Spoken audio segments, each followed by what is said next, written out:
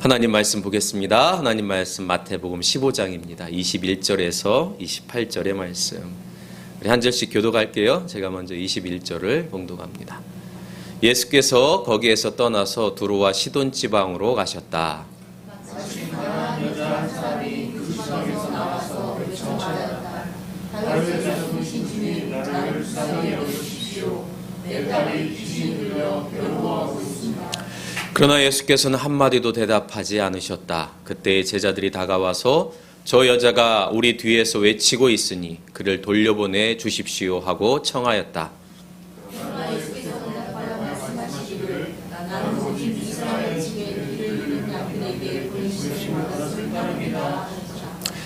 그러나 그 여자는 와서 예수께 무릎을 꿇고 주님 나를 도와주십시오 하고 간청하였다. 예수께서 대답하시기를 아이들이 먹을 것만 주셔서 그들에게 던져주는 것은 옳지 않다.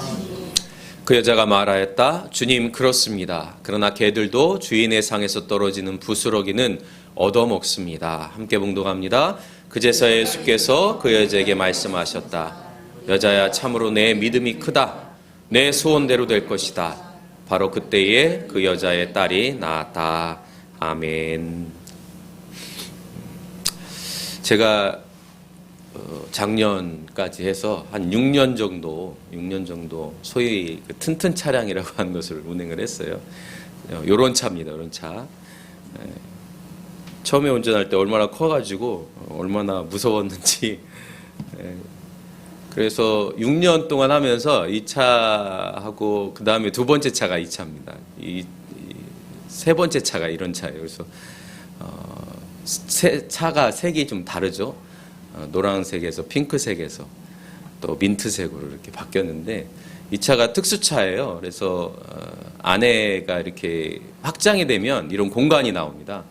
그래서 이 공간 안에서 수업을 하게 되는데 아이들이 이런 간식이나 빵 뭐 이런 것들 만들어요. 근데 이제 영양과 관련된 그런 수업을 하고 그리고 이런 빵 체험 활동을 하는 겁니다. 그래서 아이들에게 참 인기가 많고 저는 학교에서 학교를 이렇게 소위 말하는 탁송이죠. 그것을 이렇게 하는 그런 일들을 하는데 가끔 제가 수업 이렇게 할 때 보조로 이렇게 하기도 하는데 그때 예전에는 아마 알았었던 것 같은데 새롭게 안 것 중에 하나가 우리 몸의 3대 영양소 뭐 이런 것들이에요. 여러분 우리 몸의 3대 영양소가 뭐예요? 네. 그렇죠. 네. 여러분 다 아시네요. 소위 말하는 탄탄지라고 그래가지고 탄수화물, 단백질, 지방 뭐 이렇게 얘기하죠. 이것이 가장 우리 몸에 기본적으로 필요한 이것이 없으면 안 되는 그런 거죠. 5대 영양소도 있죠. 여기에 2개가 이제 포함이 되는데 5대 영양소는 비타민과 무기질 이렇게 말합니다. 이 영양소가 우리 몸에 들어갔을 때 우리의 세포가 영양분을 받아가지고 활동도 하고 그래서 우리 몸이 움직이기도 하고 또 힘도 세고 또 뭐 근육도 만들어지고 뭐 이런 거 아니겠어요? 그래서 영양소가 우리 몸에 없으면 우리 몸이 유지될 수 없는 거죠. 그래서 기본적으로 우리의 몸은 뭔가가 섭취를 하고 해야 합니다. 그런데 여러분 우리가 살아가면서 꼭 필요하다고 해서 내가 좋아하는 건 아니잖아요. 때로는 예를 들면 뭐 공부가 꼭 필요하다고 말은 하지만 내가 좋아서 공부를 하는 사람은 아주 극히 드물잖아요. 영양소도 마찬가지입니다. 음식도 마찬가지예요. 대부분 먹을 것을 통해서 우리가 이런 영양소를 공급을 하는데 좋아하지 않는 음식도 있단 말이죠. 그러면 그 영양소가 덜 섭취되겠죠. 그러면 보통 이제 약이나 또는 비타민제나 뭐 하여튼 이런 것들을 통해서 영양제나 이런 것들을 통해서 섭취를 합니다. 아마 2026년에도 현대인들은 건강에 관심이 많으니까 아마 이런 영양소를 섭취하기 위해서 여러 가지 활동을 하겠죠. 그런데 여러분 우리 몸도 그 영양소가 필요한 것처럼 우리의 영적인 믿음의 순례의 길을 갈 때도 영양소가 필요하다는 거예요. 몸에는 관심이 많죠. 근데 영적인 영양소, 믿음의 영양소에 대해서는 사람들이 관심을 많이 안 갖습니다. 그래서 계획을 세울 때도 2026년 내 몸을 어떻게 건강하게 만들까? 이런 거에는 관심이 많이 있지만 나의 영적인 건강을 위해서는 내가 무엇을 해야 할까? 이런 거에 대해서는 크게 관심을 갖지 않습니다. 그런데 몸이 아프면 영적으로 병드는 것처럼 영적으로 병이 들면 몸도 아프게 되어져 있습니다. 그러니까 영과 육이라고 하는 것이 분리되어져 있는 것이 아니라 상호작용을 하면서 서로를 건강하게 만드는 것이죠. 여러분 2026년에 몸의 건강도 중요하지만 믿음의 건강, 영적인 건강에도 많은 관심을 가지실 수 있기를 바라요. 이것이 믿음의 사람으로서 해야 할 일들 중에 하나입니다. 왜 그러느냐? 여러분 이스라엘 백성들이 출애굽을 한 이후에 시내산에 도착을 하잖아요. 그 전에 하나님께서 이스라엘 백성 애굽에서 노예 생활을 했던 그들을 시내산에서 존재를 완전히 바꿉니다. 그런데 그 존재가 바뀐다고 하는 것은 없었던 것을 만드는 것이 아니라 있었던 것을 회복시켜 주시는 것이죠. 하나님께서 우리를 창조하셨을 때에 하나님께서 영적인 하나님의 자녀로 우리를 창조하셨어요. 그리고 우리 안에 영적인 DNA를 넣어주셨죠. 그런데 죄라고 하는 것이 우리의 삶을 지배하면서 그 영적인 DNA를 잃어버리게 되어집니다. 그러면 어떻게 되느냐? 세상의 노예가 되어지는 것이죠. 하나님의 자녀로 살지 못한다는 거예요. 그런 존재에서 하나님께서는 하나님의 백성을 시내산에 딱 데려다 놓고 새로운 계약을 맺게 하시는데 하나님께서 이렇게 말씀하십니다. 이미 어미 독수리가 그 날개의 새끼를 품고 인도하듯이 내가 너희를 그렇게 인도했다. 너희들이 이제부터 어떠한 존재냐? 선택된 백성이고 거룩한 백성이고 제사장의 나라가 될 것이다. 이것이 하나님께서 믿음의 사람들에게 말씀하신 거예요. 그리고 모세에게 말하기를 너는 백성에게로 가서 너희를 성결하게 해라. 그리고 옷을 빨아 입어라. 옷을 빨아 입는다고 하는 것은 성결의 과정을 의미하는 거겠죠. 우리의 영적인 옷을 빨아 입는 거예요. 옷을 한 번도 안 빨아 입고 다니시는 분 없잖아요. 그런데 우리의 영적인 옷도 빨아야 된다. 성결하게 해야 된다는. 그게 믿음의 사람들의 자세라는. 그럴 때 우리 안에 영적인 DNA가 회복되어진다는 거예요. 믿음의 사람들은 이 영적인 DNA를 잘 유지할 수 있어야 됩니다. 여러분 우리가 건강을 위해서도 이 DNA가 건강해야 돼, 세포가 건강해야 돼, 뭐 이런 이야기를 우리가 하는 것처럼 우리가 믿음의 자녀로 하나님의 백성으로 살아갈 때에 이 영적인 DNA를 어떻게 잘 유지하느냐, 이것이 너무 중요한 문제라는 거예요. 오늘 본문에 보면 가나안 여인이 등장합니다. 가나안 여인. 여러분 이 가나안 여인이 살았던 지역이 정확하게 어떤 곳이냐면 오늘 예수님께서 지나가시는 곳이 두로와 시돈 지역인데 오늘날에 보면 레바논 지역입니다. 팔레스타인, 그러니까 이스라엘 위에 레바논이라고 하는 지역인데 마가복음에 보면 이 여인에 대해서 이렇게 말합니다. 그 여자는 그리스 사람이라는 거예요. 헬라인이라는 거죠. 그리고 수로보니게 출생이래요. 이 수로보니게라고 하는 지역은 어디냐면 수리아라고 하는 곳에, 수리아라고 하는 지역이에요. 그러니까 지금 아마 시리아 지역이지 않은가 싶어요. 그러니까 이 여인은 그러니까 이스라엘 사람이 아니라는 거예요. 이방인이라는 얘기죠. 그런데 성경에 보면 이 여인에게 문제가 있습니다. 여러분 이스라엘 지역인데 이방인이 살아요. 그리고 성경에 보면 이 여인에게 남편이 등장하지 않습니다. 남편이 있는지 없는지 정확히 모르겠지만 어찌됐건 남편이 등장하지 않아요. 그리고 오늘 본문에서 우리가 읽은 것처럼 아이가 아픕니다. 여러분 이러한 상황을 생각해 보세요. 만약에 이 여인이 과부라면, 남편이 없다면, 더더군다나 이방인인데 자녀가 있고 그 딸이 아프다면, 성경엔 귀신 들렸다고 이야기하는데 귀신 들렸다라고 하는 것은 아프다는 이야기죠. 몸이 아프든 정신적으로 아프든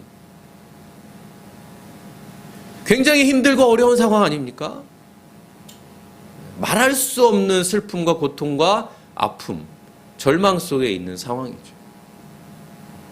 여러분, 우리가 2026년 살아갈 때도 이런 상황들이 있을 수 있습니다. 우리가 감당할 수 없는, 그러나 감당해야만 하는 정말 무겁고 힘든 상황들이 2026년 우리에게 있죠.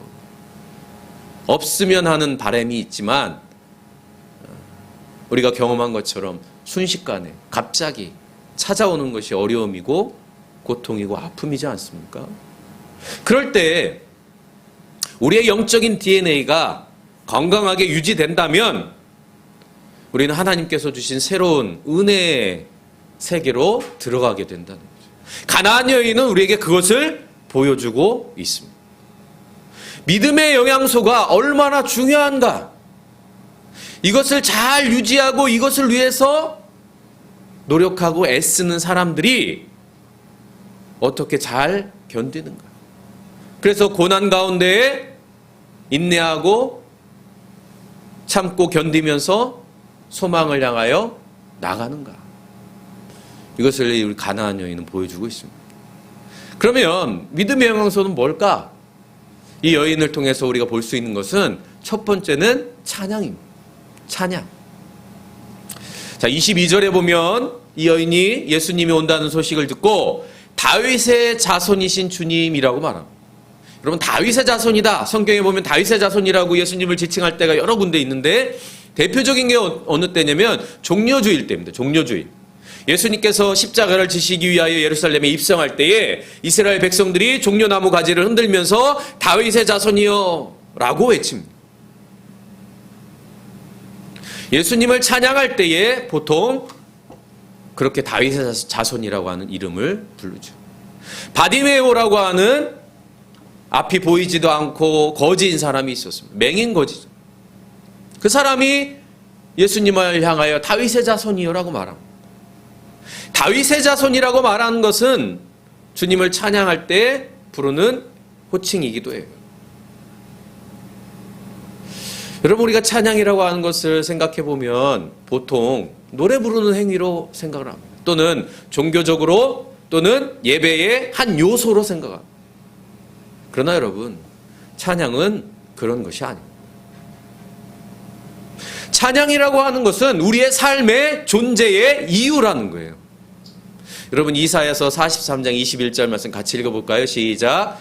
이 백성은 나를 위하라고 내가 지은 백성이다. 그들이 나를 찬양할 것이다. 하나님이 우리를 지으신 이유가 뭐냐? 우리로 하여금 찬양하게 하기 위해서 그렇다는 거예요. 그러면 하나님이 자기의 위대함과 자기의 존재를 이 지은 사람들로 하여금 막 찬양받는 것을 보면서 즐거워하고 기뻐하고, 마차에 부모가 자녀를 낳았는데 자녀들이 막 부모님을 칭찬하듯이 그런 거에 막 취해가지고 막 있듯이, 여러분, 그런 걸 원해서 하나님이 이렇게 말씀하셨을까요? 그런 게 아니죠. 하나님은 우리를 그저 그런 놀이에 또는 즐거움에 도구로 사용하기 위해서 우리를 창조하신 분이 아닙니다. 찬양이라고 하는 것이 뭐냐? 찬양은 예수 안에서 기쁨과 에너지를 발견하는 거예요. 그리고 그것이 결국 하나님의 뜻을 이루어내는 신앙의 핵심적인 삶의 양식이라는 거예요. 우리가 노래하지 않아도, 우리가 예배 시간에 찬양하지 않아도 우리의 삶 속에 끊임없이 주님으로부터 공급되어지는 에너지와 힘을 가지고 하나님의 뜻을 이루어가는 삶 속에서 경험되어지는 세상이 줄 수 없는 기쁨을 가지고 나아가는 것, 이것이 찬양이라는 거죠. 그리고 그것이 우리의 존재 이유라는 거예요. 삶의 목적이라는 거예요. 그래서 찬양은 고통 속에서도 할 수 있고요, 절망 속에서도 하기도 하고요, 기쁨과 환희 속에서도, 상황과 조건과 상관없이. 그래서 바울과 실레가 빌립보 감옥에 갇혔을 때에 찬양을 하잖아요. 이스라엘 백성들이 노예의 삶을 살 때에도, 바벨론 포로가 되어질 때에도 시편에 보면 수많은 찬양이 기록되어져 있습니다. 사랑하는 나무교회 성도 여러분, 2026년 찬양할 수 없는 상황이라고 우리가 그런 상황 속에 있다 할지라도 여러분 찬양하실 수 있기를 바랍니다. 그 찬양이 우리의 세포를, 우리의 DNA를, 우리의 신앙에 영양소를 공급해 줄 거예요. 그 찬양을 통해서 우리는 한 걸음 내딛게 되어질 줄로 믿습니다. 두 번째는 기도예요. 너무나 당연한 거죠. 기도. 25절의 말씀을 보면 이 여자는 예수께 무릎을 꿇고 주님 나를 도와주소서. 여러분 기도라고 할 때 우리는 대부분 우리의 필요를 기도하죠. 여러분 우리의 필요를 기도하고 내가 필요한 걸 하나님께 고백하고 이러면은 신앙의 수준이 별로 안거나 성숙하지 못한 신앙이라고 생각하지 마시기 바랍니다. 좀 이성적으로 배운 사람들은 우리가 뭐 필요한 거 하나님께 그건 나의 욕심과 욕망이야. 여러분 그렇게 생각하지 마세요. 자녀가 부모에게 필요한 것을 이야기하는 것은 당연한 겁니다. 여러분 인간이라고 하는 존재가 하나님 앞에 우리의 필요를 요구하는 것은 당연한 거예요. 그거 기복신앙이야. 여러분 그렇게 생각하지 마시라는 거예요. 인간은 그러한 존재란. 기도는 우리가 불완전하고 모순된 존재라고 하는 사실을 인식하는 거예요. 나는 기도 안 해도 돼. 그런 사람들이 있어요. 교만한 거죠. 하나님 앞에 요구하지 않는 사람들도 있어요. 교만한 겁니다. 기도가 뭔지 모르는 거예요. 기도는 우리가 한계적 존재라고 하는 사실을 인정하는 거예요. 주님의 은혜가 필요하다고 하는 것을 고백하는 거예요. 주님의 은혜가 아니면 살 수 없다라고 하는 것을 인정하는 겁니다. 기도해야 돼요. 우리의 어려움을, 우리의 필요를 고백해야 돼요. 그러나 여러분, 거기에 그쳐서는 안 됩니다. 많은 사람들이 거기에 그치죠. 그리고 그것이 충족되어지면 그것으로 끝납니다. 그러나 진정한 기도의 비밀은 그것을 넘어서는 데 있습니다. 나의 욕심과 욕망으로 출발할 수 있어요. 나의 필요로부터 출발할 수 있어요. 그러나 기도의 깊이는 그것을 넘어서서 하나님의 뜻으로 나아가는 데 있다는 거예요. 이것이 기도의 비밀입니다. 가나안 여인, 이방인이었던 이 여인, 자신의 자녀가 아팠을 때 기도할 수밖에 없는 존재라고 하는 것을 인식한 이 여인이 주님 앞에 무릎을 꿇습니다. 여러분, 정말 기도할 수밖에 없는 순간들이 있잖아요. 내가 아무것도 할 수 없는 순간들이 있습니다. 예를 들면 죽음에 직면했거나 누군가 수술실로 들어갈 때 여러분 우리는 아무것도 할 수 없는 존재라고 하는 것을 인식합니다. 그때 누구든 기도하게 되죠. 예수를 믿지 않는 사람도 그냥 기도하게 됩니다. 수술이 잘 맞춰지기를, 잘 회복하기를 기도할 수밖에 없어요. 그것을 인정하는 순간이 바로 기도입니다. 그래서 기도하는 사람은 겸손한 거예요. 여러분, 트럼프 대통령이 베네수엘라 대통령을 잡아갔잖아요. 그런데 최근에 제가 뉴스를 보면서 놀랬던 것 중에 하나가 뭐냐면 트럼프가 그런 말을 하더라고요. 나를 조절할 수 있는 건 나 자신밖에 없다. 나의 도덕성, 그것이 나의 기준이라는 거예요. 정말 교만한 사람입니다. 그리고 국제 조약이나 연합 단체로는 다 탈퇴하고 자기 마음대로 하겠다는 거죠. 미국이 정말 기독교 국가인지 의심스럽습니다. 물론 저는 개인적으로 아주 오래전에 의심하고 있었지만 정말 하나님의 뜻으로 여러분 선서하잖아요. 대통령 되면 성경에다 손을 얹고 그거 보면서 야 역시 미국은 달라. 다르긴 뭐가 다릅니까? 자신의 힘만 믿고 국제사회가 그거에 대해서 아무런 말도 못하잖아요. 이것이 현실이란 말이에요. 힘을 의존하고 그 힘을 숭배하는 것, 그것이 우상이란 말이죠. 기도하지 않는 사람은 그 힘을 추종하게 되어집니다. 돈의 힘, 권력의 힘, 무기의 힘. 그러나 기도하는 사람은 하나님의 힘을 의지하는 것이죠. 선한 힘에 이끌리고 가기 위해서 기도할 수밖에 없는 겁니다. 사랑하는 남우교회 성도 여러분, 순간순간 늘 기도하실 수 있기를 바랍니다. 내가 직장을 선택해야 되고 무엇인가를 선택해야 되는 순간, 무엇을 결정해야 되는 순간, 때로는 어떠한 길을 걸어가야 하는 순간, 여러분 기도하시기 바라요. 선한 힘에 이끌리실 수 있기를 바랍니다. 그때 우리가 알지 못하는, 우리가 분별하지 못했던 그 비밀들을 알게 하시고 우리를 이끌어 주시는 주님의 손을 붙잡게 되어질 줄로 믿습니다. 마지막으로 세 번째 말씀이에요. 여러분 성경에서 말씀은 늘 우리에게 영의 양식이죠.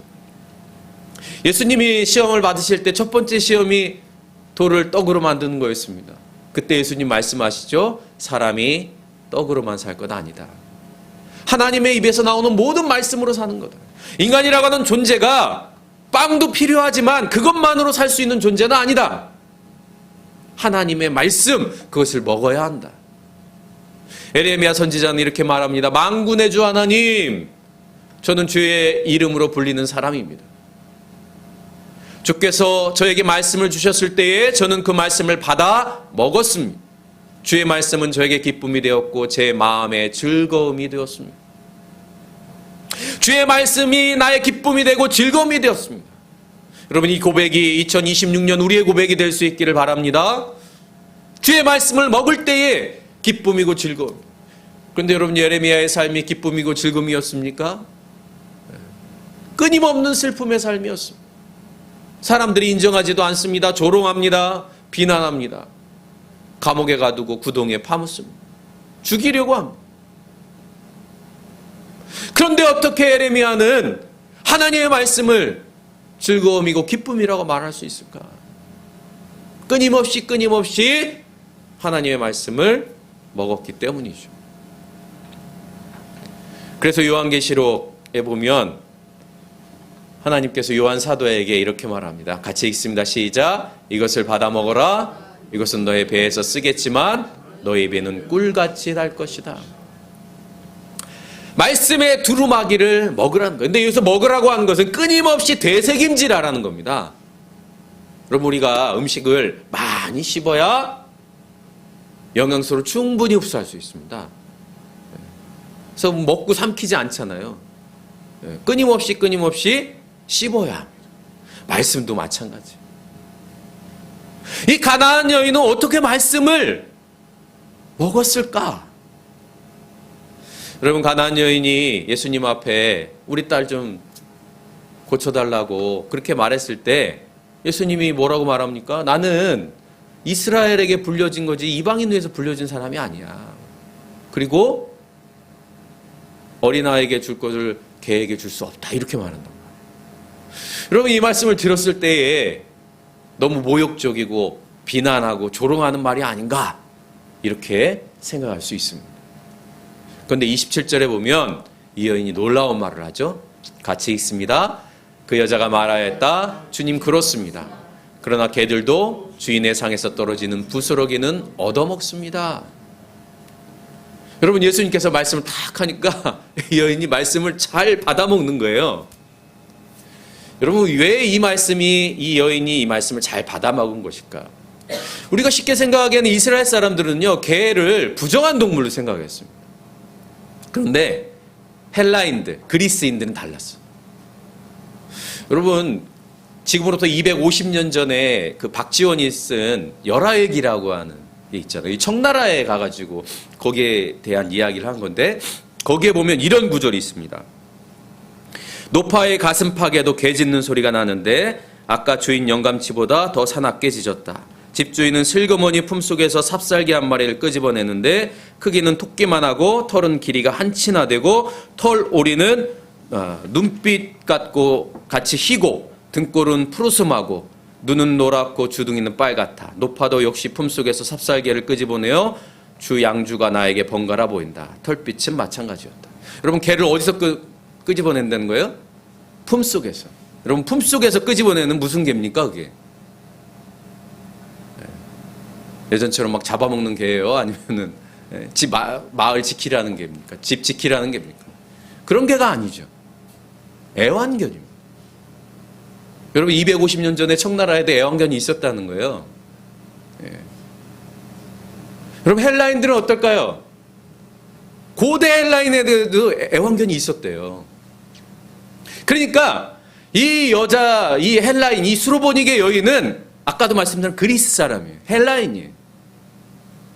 애완견이라고 하는 것을 머릿속에 가지고 있었다. 그러니까 우리가 이 말씀을 읽을 때, 야, 예수님이 개 비유해가지고 저 여인을 비하하고 조롱하고 그런 거 아닌가? 그런 가운데서도 이 여인이 예수님께 간구한 거 아닌가? 이렇게 생각할 수 있잖아요.